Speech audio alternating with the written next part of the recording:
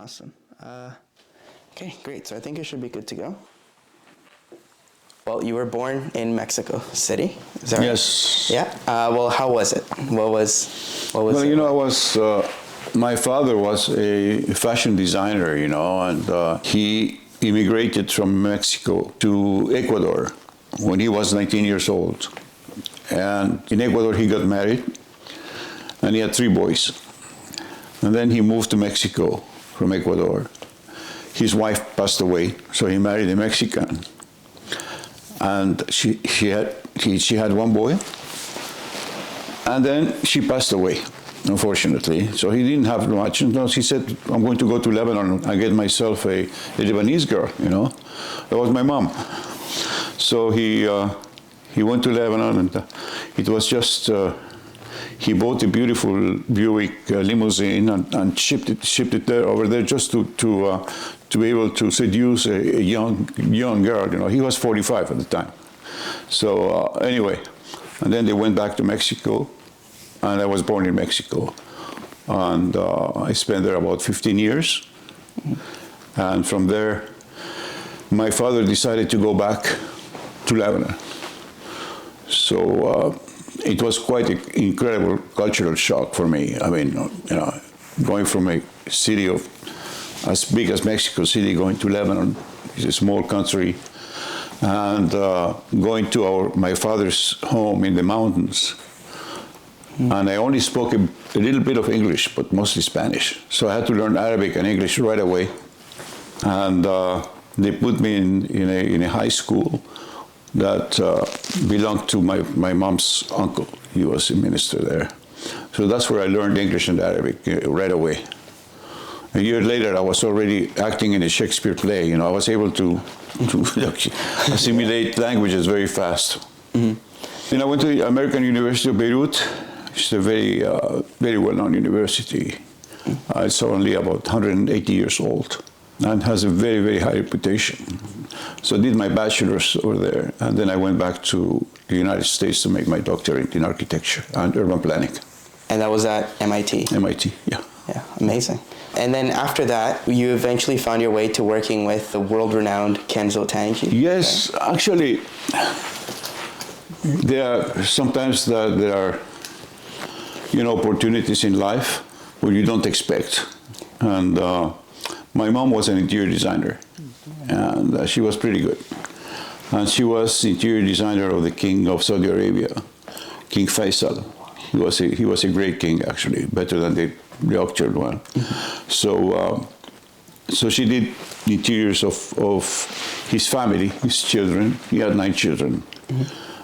And so he had a palace in Riyadh and a palace in Jeddah, but the palace in Jeddah was so old, it was falling apart, right? So he asked Kenzo Tange to design a palace for him in the south. And he told Tange that my mom was going to be the interior designer. That's how we met Tange. Wow. My mother started to collaborate with him. And then I graduated the year after, and definitely I was so happy to meet Tange. And then he asked me to go and work in his office in Paris. And that's when I started my journey with him until today. It's been all my life. Yeah. I've been connected to Tange's office. Yeah, amazing. And how about you talk a little about a Tokyo project that Tange was working on, the 1960 plan for Tokyo? Yes. And you said you worked on it a bit and implemented a version of it. Is that right? Actually, the first project I started to work with Tange in 1983 was the new federal capital of Nigeria. It was an international competition. They had a committee who interviewed about 900 offices around the world. They spent 3 years going around trying to find out an architect, and then they decided to select 3 of them, 3 companies, and there was a competition. And they gave us 1 month to do the design of the central area of the capital, not the entire capital, but the central area, which was huge, very large. So to make a story short, I was commuting between Tokyo, Paris, and Nigeria for about 2 years. And we won the competition, and it was one of the best experiences of my life. Well, I mean, Nigeria is a very large country, and the population it's weird that half of the population are Christians and half are Muslims. So the capital used to be in Lagos. In Lagos, the majority of the population are, Christians. So they had to move it to the center of the country, a place called Abuja. It was a desert, it was like the bush was nothing, actually. So the first time I arrived there, we saw so many huts, people living in actual adobe huts, not homes, huts, and wearing very little clothes. So when we arrived, it was like people coming from Mars. They had never seen a motorcycle or a Mercedes limousines and all that. And I felt bad, I said, all these people have to be displaced to build a new capital, and that's what they did. They had to displace them. But it happens. In Brazil, when they built Brasilia, the same thing, they had to displace people. And then there was like villages around Brasilia, they started to develop and became very, very nice. Better than Brasilia is very geometric, forms. Yeah. Oscar Niemeyer, the famous Oscar Niemeyer. I met him when he was like 98. Oh, wow, you met him? Yes, I met him. I went to Brasilia. So he passed away at 104. And he was active until 100. He was still going to his office all the time. And Tanguy worked until 96 also there. Sometimes about architects, they live long lives, I guess. It's because they're always creating. So their mind is always fresh, creating new stuff. And they want to do more, so they want to live longer. So they take care of themselves to live longer. So I was stationed in Paris. And after the Nigeria project, I worked on other projects around. One of them was a museum in the south of France. And this museum was devoted to this guy here who did this drawings there. In French, we call him gravure, a great artist. And he was a very good friend of the mayor of Nice, the south of France. So the mayor offered him a piece of land in a botanical garden. He said, why don't you build your museum right here? And Tremois, he chose Tanguy to do the design. I became very much involved in this project. I was in Tokyo designing the museum and then trying to sell the idea, to Tremois. And so we worked all together. And once the museum was designed, it was supposed to be all in concrete. And when it went up, I told the mayor, I said, how about we cover this museum with marble? It will be beautiful all in marble, sitting on a lake. It will be fantastic. He said, yeah, let's do it. But then the budget was double. And, but he said, okay, you do it, but don't tell anybody. We'll find the money for it. These are the brave, I would say, politicians, who do things that are not popular, but they are necessary, And he paid because he was deported from the country and he went to he had a lot of financial problems. But I was so happy to do it in the marble. I went to Carrara, to the south of Italy, and chose the marble from the mountain where Michelangelo used to choose his marble from there. Yeah. So it was an incredible experience, and the museum turned out to be pretty good. But Tremois was removed because they wanted to make it as a national museum. And national museums in France are free. You don't pay to go into these museums. They don't charge you an entrance fee. All the museums in France are free. So they called it the Asian Art Museum. Yes. So they have art from China, from India, from Japan, Korea, so it's very rich. There's a lot of, and many of the items that have been displaced, they were donations, or I would say they were lent, by museums in Paris. There's a museum called the Guimet Museum, which is all Asian art, and they have enormous amount of stuff. So they gave us a big chunk for the exhibition. So they have temporary exhibitions all the time. They call it the Guggenheim of France. It's yeah, it's pretty nice, pretty beautiful design. We had other projects. We have universities. We did 2 universities in Saudi Arabia and in Jordan. And in Jordan, I had a very interesting experience there because the king of the time was King Hussein. He was a great king, the father of the actual king of Jordan. I think he was the most intelligent leader in the Middle East. He made peace with Israel, and he was a very intelligent man. So we were doing a university in Jordan, called the Yarmouk University, quite large, with a teaching hospital. It was already being executed when I joined Tanguy, you know. It was already going. So the king got married to an architect, a Lebanese woman. Her father was the president of Pan American Airlines. Doesn't exist anymore, Pan American Airlines anyway. So she was in charge of doing all the interiors of all the Pan American offices around the world. And she was doing the one in Jordan, in Amman. And they invited King Hussein to the opening. When he saw her, he fell in love with her. Queen Noor, she was an amazing woman. She was a Christian, but then she converted into Islam to marry the king. And he called her Noor. Noor means the light of Hussein, you know, like the light of Hussein, Noor Hussein. She wanted to make a house, and her favorite architect was Kenzo Tanguy, fortunately. So they called us, and I went with Tanguy and his wife to Amman. And we met the king and the queen. So the king said, I'm so happy with the university you're doing, so I hope you can make a house for us. And so the chief of protocol told the king in Arabic, they didn't know I spoke Arabic. He said, be careful because this guy is very expensive. He's telling the king that he's expensive. The king said, no, he's a very honorable man. Wow. So I told Tanguy, so I called him from Paris. I called the queen and I said, Your Majesty, we would like to offer you the design for free. Not the working drawings, but the conceptual design. We're not going to charge you for that. So Tanguy was very moved when the king said, oh, he's an honorable man. So he took it personal. Yeah, that's quite a compliment coming from. Yeah, so I used to commute between Paris and Amman, meeting the queen on a bi-weekly basis, you know. So we became very close. And at the time I was working, I was working on six countries at the same time. Wow. I was in charge of the presidential palace in Damascus, in Syria. We built it on top of a mountain. Fantastic, 500,000 meters of gardens only, huge.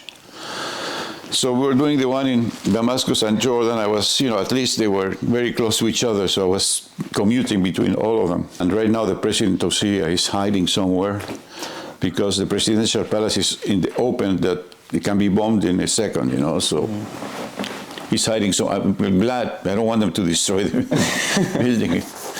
I spent a long time, and my mom did the interior design of the palace also. So I was in charge of so many projects at the same time. Mm-hmm. We had local teams, but I was the one who gave the orders, to and approved stuff like finishing materials and details. That I had to select all that because Tanguy didn't have time. He was working on the City Hall of Tokyo, which is like the Eiffel Tower of Japan. Yeah. That's amazing. And did you mentioned again you were working with your mom as an interior designer. Did you work on a lot of projects together with her? Well, my mom, we worked on the presidential palace in Syria. That was the last one, but she passed away very young. We didn't have much time to work together, a few years only. She had a cancer and she passed away. She was only 52. 52. But she opened the door for me, introduced me to Tanguy and all that. Yeah, that's wonderful. I mean, out of so many projects that you worked on, another one I liked a lot hearing about was the hotel you made in Japan for the prince. Isn't that right? The Akasaka Prince Hotel? Yes. Yeah, that was my first project. First ever? Yeah, in 1979 when I joined Tanguy, and 78, sorry. It was a 1,000-room hotel. Supposed to be a businessman hotel, which is not like a 3-star, but it turned out to be 5 stars when they finished. It was very luxurious. Yeah. All the bathrooms were all one piece in plastic. The shower, all this, everything was one piece. And so they were all prefabricated bathrooms. because it was supposed to be a 3-star hotel. So he asked me to do the interiors, and I couldn't find any good fabrics in Tokyo. The fabrics and the carpets they had no taste at all. They were really, really bad. So I told Tanguy I'm going to California. There is a building called the Merchandise Mart that has all the manufacturers of furniture and carpets and fabrics in the United States. They are all in one building. There is one in Chicago and one in Los Angeles. The one in Los Angeles, they call it the Magnesia building because it's a blue color, like a magnesia bottle, you know. So I went there, and in 2 weeks I was able to select all the fabrics and the carpets for the hotel. Tanguy approved them right away.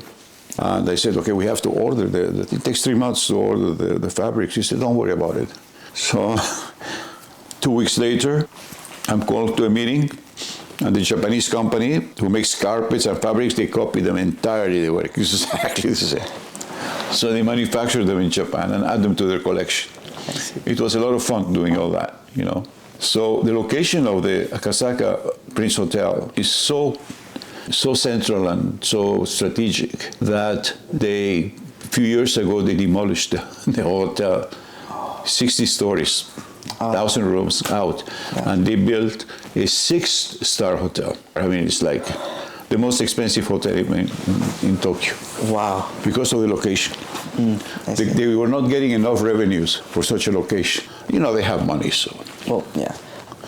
And the price of land in Tokyo, in downtown, is so expensive that when you take the price of a project, at least 70% of the total cost is the land. That's why they invest a lot of money on the buildings, because it's just a tiny percentage of the total cost. Most of the buildings you see in Tokyo, in Japan, they are so high quality. And it's because of that, because the land is expensive. Wow. When we did the Tokyo City Hall, I remember Tanguy explaining he said, he took a $100 bill. He said, there are $1,000 bills the same size, you know, as the $100 bill. So you take this $1,000 bill, that was the cost of the land right there. The size of the dollar bill was $1,000. Oh, I see. Wow. $300,000 a square meter of the land in the Tokyo City Hall. That's insane. Yeah. How was working on that project? Oh, it was fabulous. We did actually 30 different projects. It was a competition. So each one of us, we were 100. So every 3 made a model and a solution. So we had 30 solutions. And the one that we chose was Kenzo Tanguy. He designed himself. He was drawing the whole thing. He took a ladder and drawing the whole thing in a wall, you know. And he was inspired by Notre Dame de Paris because he used to love that building so much. So that's why we have like 2 towers, you know. It's very similar in shape.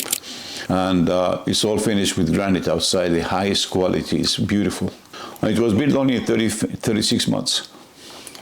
There were 200 general contractors and more than 400 subcontractors working on the building, and they had one company doing the coordination between the 20 general contractors.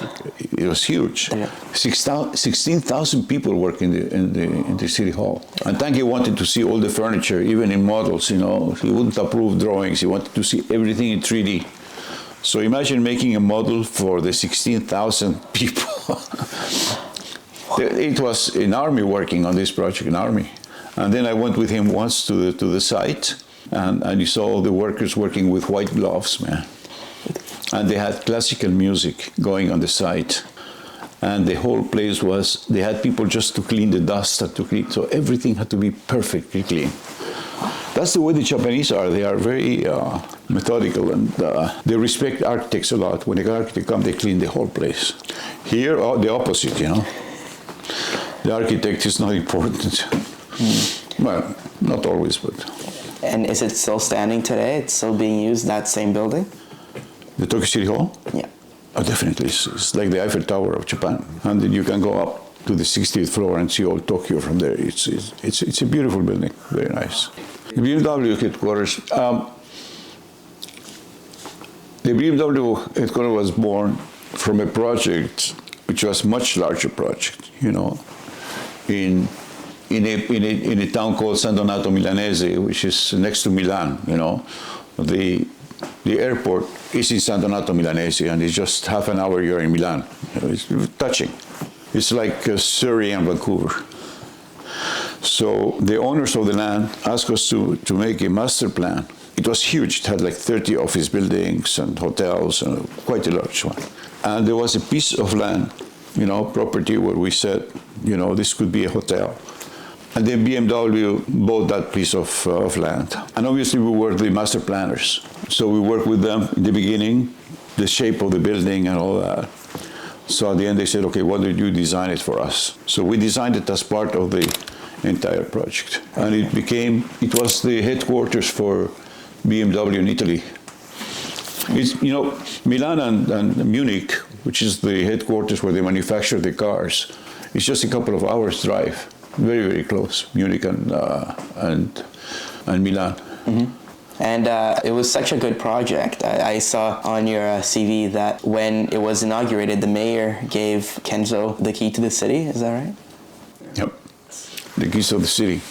And at night, they arranged for an opera. We went to see an opera of Verdi. Nabucco actually was one of my favorites in Milan. There is the opera house, which dates back to the 1700s. It's a gorgeous opera house.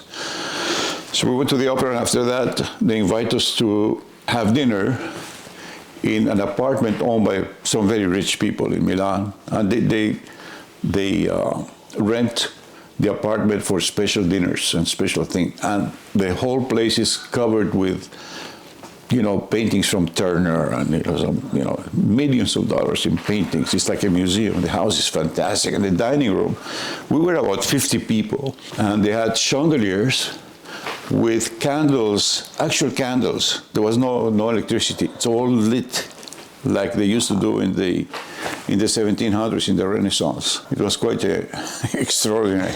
Yeah. Yeah, and I was having dinner with one of the designers of the cars, an American guy. He had a very long beard, but he was like 38 years old. Yeah, Christopher Plummer, yeah. Well, you have so many more projects. One other one that you talked about for a bit was the business center in Naples, I believe.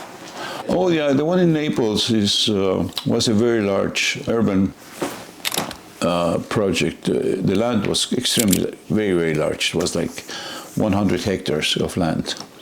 And it was all land that was reclaimed from the sea. So they only had like 1 foot of solid soil, and then 80 meters of water below. So we have to build a town center here. Town center were like 50 of residential buildings and governmental buildings and sport buildings. So we had 3 axes. We had the business axis, the civic axis, and then we have the sport axis, It was an extraordinary building. And so we had to find a solution, and they chose us because of the Tokyo Bay. Tange was an expert in building in the sea, so everything had to be built on water. If you take a building, the piles below, it's like a ship floating. The entire place is floating in water. So we needed a lot of parking, and we could not excavate. So we had to have like 3 stories of parking. And then on top, we created a mall which is about 2 kilometers long. And so the cars will go below, enter the buildings. You could never see any cars. Everything was open. And from the top, you can access the buildings on top. And from below, you access the parking of the buildings. You see what I mean? Right? Yeah. So it was another ambitious project, but turned out to be. And then they invited architects in Italy to design the individual buildings. We gave them the shape, the height, and the volume. And then they with these parameters, they designed. That's why the whole thing is very harmonious. As well. So it was a lot. I was traveling so much that's one, to be honest, one of the reasons I came to Canada, because I couldn't travel anymore. I was really tired of traveling. I went to Tokyo 94 times. And when I started in the 70s, late 70s, we could not fly over Russia or the Soviet Union. They wouldn't allow any planes over the Soviet Union. Mm-hmm. So to Tokyo, we had to go from Paris to Anchorage, Alaska, Anchorage, Tokyo. So that was 24 hours, 18 hours in the air, plus stops in Anchorage and all that. It was a 24-hour trip. And when I started, I was traveling economy, you know, so I used to sit in the back to be able to sleep in the in the 747s. But then in 1990, I was promoted to vice president, so I was traveling first class. But then we could fly over Russia, and it was only 12 hours. We saved like 12 hours, you know, by flying over Russia. Yeah. Wow. Yeah. No, when the perestroika came, we were invited to do a project in Moscow. And Tanguy had a very good friend, Rostropovich, you know.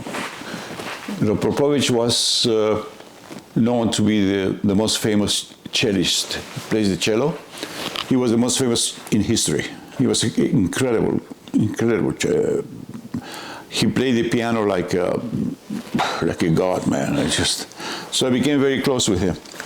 Slava, we used to call him Slava. He had a fantastic sense of humor, beautiful person. I mean, the Russians that I met are extraordinary people. The most friendly, the most kind, the most generous. It's not what this Putin is doing, you know. He's tarnishing the whole. I mean, I don't know. I had such a great time in Russia, and then with Rostropovich, he was a very good friend of President Yeltsin. So I went there. We went to see Mr. Yeltsin. Actually, I was there during the Easter, and I went to the church with Tanguy's son and myself. Slava invited us there. With Mr. Yeltsin, we attended the Easter Mass, you know. He was a very religious man, Mr. Yeltsin. I did a Japanese tea room in Rostropovich home. He had a home in St. Petersburg. Mm-hmm. And St. Petersburg is worth going there just to see the museum, the Hermitage. It's one of the most beautiful museums in the world in St. Petersburg. But can you imagine 1990? The windows were not even double, single glass. So all the UV was coming and spoiling the paintings of Picasso and all that.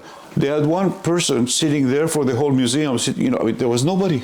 So the Canadian government, they donated films, the 3M films, to protect all the windows from. It was a donation from the Canadian government.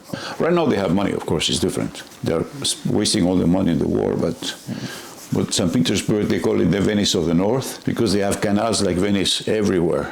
It's a gorgeous city. It was built by one of the Tsars, Alexander the Great. One day you have the chance to visit Russia. It's a great country. Why did I come to Canada? I mean, Sure, because you said you were tired of traveling, but then why? Well, because I have one of my teachers at the University in Beirut, Dr. Abirashid. He moved to Canada with his sons. He had two sons and a daughter. They all graduates from Stanford University. They have masters and PhDs from Stanford University. And they created a modular system to build homes, custom-made homes, with panels that are made out of concrete and insulation. And everything was supposed to be automatic, using robots and all that, to lower the cost and be able to build a concrete house with the same price as a wood home, which is the more it's really necessary to do it. So I came here with that, and I participated in the research of this system, and we built a factory in Delta. And I designed the house, and we built it in the factory in panels, and then we built it at the stadium at the BC Place in 24 hours, 2-story home with pitched roofs, and then we did all the interiors, the painting, the kitchens, the bathrooms, everything in 48 hours. The house was ready in 3 days. Thousands of people came to see it, you know. I was here, it was 1997. And then imagine building a house without foundations in a city where there are earthquakes. But the whole thing was so solid that even in an earthquake, it wouldn't fall down. That's why the city gave us the permission to do it in the stadium because, I mean, they have to be careful that there is an earthquake, it would fall and kill the people, right? Mm. But we passed the test. And then there was a big affair right after when they finished, the fair, finished. So we had to remove it. And every day that we were late, there was $150,000 penalty. So, but Roger, the guy who created the system, he figured it out, and we got the whole thing out in 18 hours. The whole house was, and then we built it in King Edward Boulevard right here. We added the basement. So is it and we built the house. Yes, still there. Still there. Wow. I have a video. You can see the house, how it was built in 24 hours and finished in 28 hours, and dismantled. I have the video for that. It's incredible. So that, I was hoping that this would. I came here to bring this technology to Europe, but then it turned out that the robotic system turned out to be extremely expensive. We needed to get $60 million just for the robots and all that, and we could not find people with a long-term vision to come with help us build this, but we're still working on it. Right now we just bought a factory next to the airport. It's a very small factory to make a cell with the robots, showing how this cell can produce like 3 homes a day. And then we can sell cells. You say somebody wants 50 cells, 100 cells. That's exactly the project I'm working on right now. Okay. To be able to industrialize the construction industry, because the whole technology is in the panel itself. Let's say a 6-inch wide thick panel. If you put it all in concrete, it will be extremely heavy and very costly. Then you have to add insulation and all that. But here we have the insulation, and the insulation, the computer gives you the shape of the insulation, which is replacing the concrete that you don't need. Because when you have a wall, 60% of this wall is concrete that is not needed, but you have to fill it up. It's concrete that is working in tension. The concrete doesn't work in tension, it works only in compression. So all the concrete that's working in tension is removed and replaced by the insulation. So you're only using 30% of the volume of concrete. And that wall, it's more solid than any full concrete wall. So it's a very high technology. Yeah. And I'm working with Roger, my friend, and his brother, and his father passed away. He was one of the greatest engineers. He worked with Tange for design of of universities, and the airport in Kuwait. We did the airport in Kuwait. So he was a genius, the father. That's why I came here, because I used to love the man. We worked together in the presidential palace in Syria and different places in Jordan. He was my mentor. He was like Tange, but on the engineering side. That's why I came to Canada. I'm still here because I cannot go back to Europe without taking this technology with me. I see. I hope if I can live like Tange, 96 years would be great, I'll have time to do it. Yeah. Hoping. Well, yeah. My doctor is, we are the same age, and he said that he's planning his birthday party for when he's going to be 100 years old. The guy he has a body like a 30-year-old. Wow. He's trying to invite his friends for his 100th birthday. But they have to be children. Yeah. So that's more or less where I am right now. Yeah, I have my children are in London. I have 2 grandson and a granddaughter, and my son is a financial analyst. He's working with one of the largest real estate developers in England, and they manage real estate projects in Norway and France and different places, and he's in charge of nine countries. He's traveling like crazy. Wow. From Dubai to London to all that, because he's the one who analyzes projects. Let's say that there's a piece of land, so he tells you exactly what to do in that land. You should do offices, or you should do a hotel, or you should do that, because he has a special algorithm, to analyze real estate. And he's doing extremely well. He just bought a beautiful house in London, and that's amazing. And my daughter works for the Wall Street Journal. She was invited to the American Embassy in Paris last week, because they are it's called the Friends of the. There is a museum in Paris, and they have the patrons of this museum. People who donate and they do that. And she is one of the friends of the museum and the ambassador of the United States in Paris. She's a woman, and she's a friend of hers. So she invites her to the party, and the whole weekend she was going around museums and things. Yeah, she's a smart girl. Much smarter than her father, for sure. No, No, she's incredible. well, She sings and she writes songs and plays piano. And yeah. wow. But I'm here because I want to go back to Europe and bring this technology. And my children are getting really upset that it's been too long that I'm here. Yeah. But I love Vancouver. Mm-hmm. It's a very, very great place. Yeah. I love hockey and I love golf. Yeah. So the only thing I can play is golf. I can play hockey. It's tough. One more thing Yes. that you mentioned as well. I guess this is more of a fun one. But you said one of your favorite experiences was going to the F1 race pit side. I don't know if you'd like to share a bit more about what that was like. Because You know, I love Formula One because of the technology is extraordinary. I had one of the projects that I really loved, and was for a man called, well, I mean, he's an Italian guy, Bordighera, and then he lives in the border between France and Italy, in the south. Bordighera, the area, it's on the sea. He owns an extraordinarily large piece of land with a private beach, and in France they have imagine a train going around next to the sea, you know, in the south of France, you know, which is stupid. But then he built a tunnel inside his land where the train goes through, so you don't see the train. The train's going through his land. So he collects cars.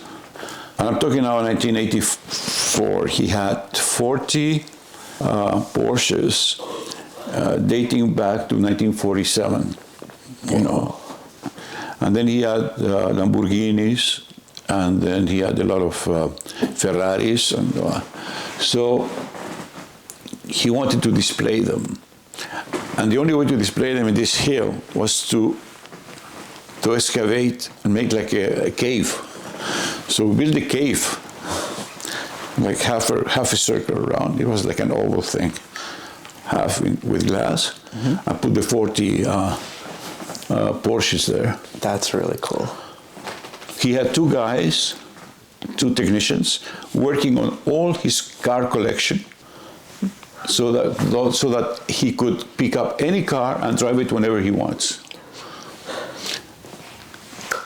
Renato, this guy was incredible. I just loved him, and he had a beautiful house designed by a famous Italian architect. And also, he was a champion of boats, speedboats.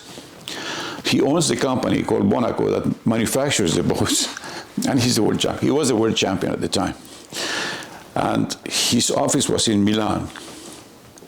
So he couldn't drive to Milan because it would take him like 3 hours in the traffic. But he had his helicopter. He would go. He piloted his own helicopter, going to Milan on top of his building. That was his heliport.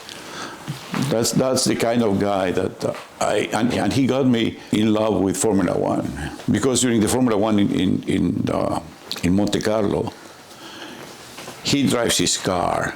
Before the Formula One, they have the Porsche race. So he drives the Porsche there. So he invited me, and he gave me a VIP pass to go to the one in Belgium at the time of Michael Schumacher. So I met most of these guys, and I was like a child in Disneyland. Yeah, and still, I'm a huge fan of Formula One. And you see the cars then and the cars today. He had two Ferraris of the Formula One. Oh, that's cool. Renato della Valle, you know, that's his name. And I remember he had them without the engine, but just the cover. You could carry the chassis of the car with 2 fingers. It doesn't. The cover that you see, it's polycarbonate, extremely expensive, very, very solid. It's more solid than even that glass. Doesn't break, but has no weight at all. That's why the cars are so fast, because they don't have any weight. Oh, the engineering of these cars is just... It's fabulous. Yeah. Yes, it's all aerodynamics. So here in Vancouver, we were supposed to have last year the Formula One electric. It's all electric, right? There is already the Formula One electric cars. which is the future. In 2030, they will all be electric. Right now, they are hybrid. But Vancouver is supposed to have downtown, and some stupid people in the city said, no, we don't want it. It's expensive and bullshit. We used to have it, the Formula 3000 in Vancouver when I arrived here, every year. Because there is a racetrack. Yeah, because then they started to put buildings down there where you have you see the sphere, what's called the space. Science World? Science Museum, right. Mm-hmm. It was right there. And they can do it because they were supposed to do it last year. And now they're silent, they're not telling people anymore, but I think we're going to have it this year also, they will not have it. It's too bad. Yeah, that would be pretty cool. Very similar to the Formula One cars. Next Formula One is going to be in Brazil. They're in Mexico now. So they go to Brazil, and from Brazil they go to Abu Dhabi for the final one. Oh, I see. Yeah, there are only two left. And Brazil, of course, Ayrton Senna, Senna was my idol. I think Senna was one of the greatest ever, Ayrton Senna. His nephew was driving Formula One for 1 year only. Something happened, he didn't continue. If there's anything else anything you feel like we've missed? I don't know. This was great. I mean, yeah, this was really, really good.